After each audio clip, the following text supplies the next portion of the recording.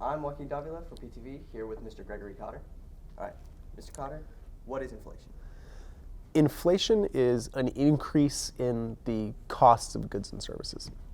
So as the things we buy on a daily basis, as the price of those increase, really what that's doing is degrading the value of the dollar you already have. So if the things you're going to buy anyway start costing more, the value of our money decreases. So it's a commensurate amount. So do you have a dollar on you? I do.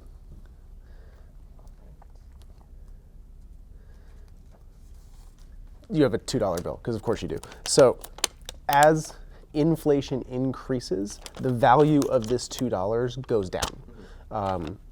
And where this really hits us hard is in like basic consumer goods, so the things you're going to buy anyway. You can have that back. Thank you. So that's inflation, a decrease in the value of the money you have. All right, and then recession? Recession traditionally is measured as 2 successive quarters of negative economic growth. I say traditional because right now we're in our 3rd or 4th quarter of negative growth, and it's kind of a moving changing the definition of what recession is because none of us want to admit. It is likely that in 2023 we'll see what economists call a recession with a small r. It won't be like the massive recessions we saw in like the 1980s, but it is likely that as our economy continues to flex, that we will see recession. So yeah, inflation, decrease in value of the money. Recession is just a measure of negative economic growth. So what does this mean for the country, short-term and long-term? Well, we've dealt with recessions before, and if the problem with inflation is the money in your pocket, your weird $2 bill, is now less valuable than it used to be, the solution is to increase the scarcity of the dollars already in circulation. What that means is we need people to spend less money. We can't really do that with basic consumer goods, or like the goods we have to buy, like food or insulin or things like that. What we can do is make it less likely for people to want to borrow money. And so traditionally the way that's managed is the Federal Reserve will increase interest rates on money that people and businesses borrow.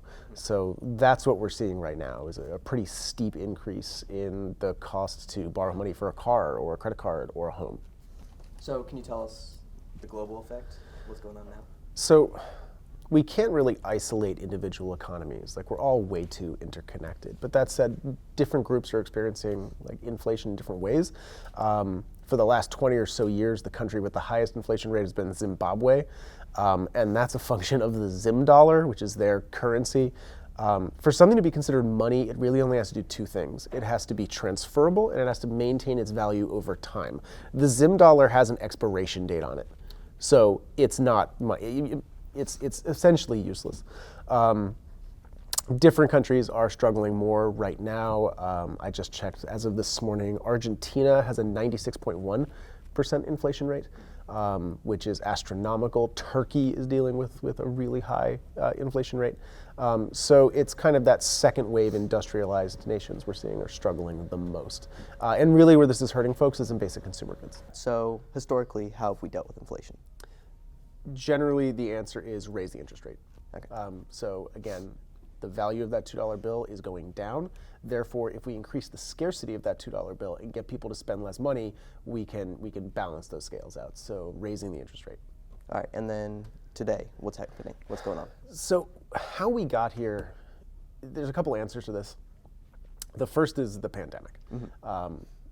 What was unique about the pandemic, like traditionally the way pandemics work is everything grinds to a halt. The problem was the supply chains ground to a halt, but the amount of money in people's pockets did not.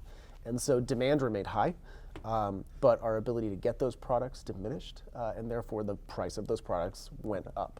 The problem now is that all of us would be better served by you not spending that $2 bill, by keeping it in your pocket so we can increase scarcity of the money we already have. But we're coming out of a really crappy couple of years. No one wants to do that.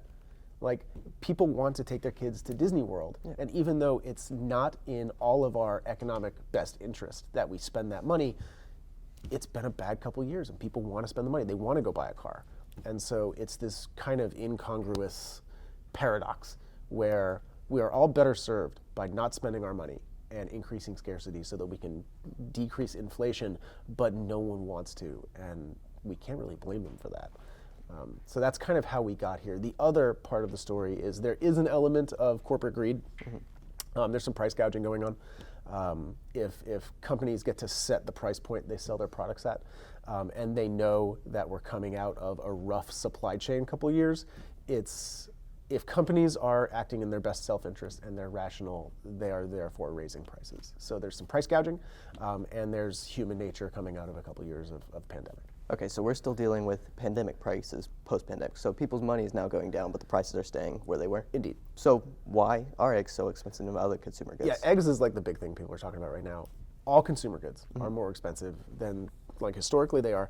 Eggs is, it's ironic that, like, we spent 5 minutes talking about, like, global supply chains and inflation, the value of dollars. The reason why eggs are expensive is there's a new avian bird flu. And so the supply chains are, for the most part, intact, but it's harder to get chickens to stay alive to lay eggs. I actually checked this morning. So Mr. Sloan was telling me that he went and bought eggs yesterday, and it was prohibitively expensive. And you can get on Amazon right now, delivered to your house by Wednesday, 6 live hens who are, like, ready to lay chickens for $31. It was $5 and change per bird. Right now, it is economically more advantageous to buy a chicken and let it lay eggs. But good luck keeping it alive. There's a new bird flu.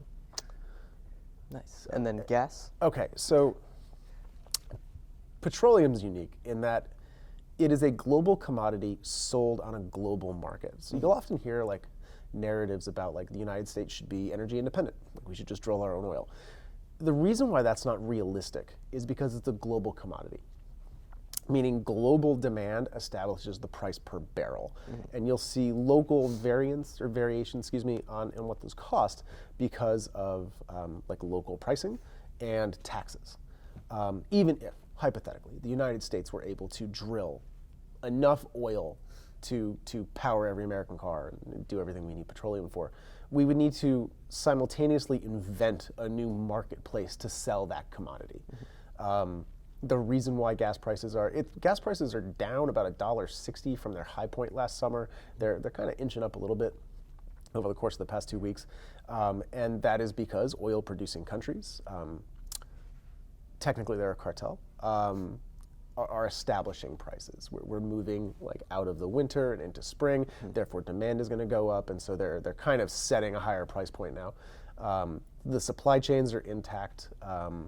So mostly it's global supply and demand. But the key for petroleum is that it is a global commodity sold on a global market.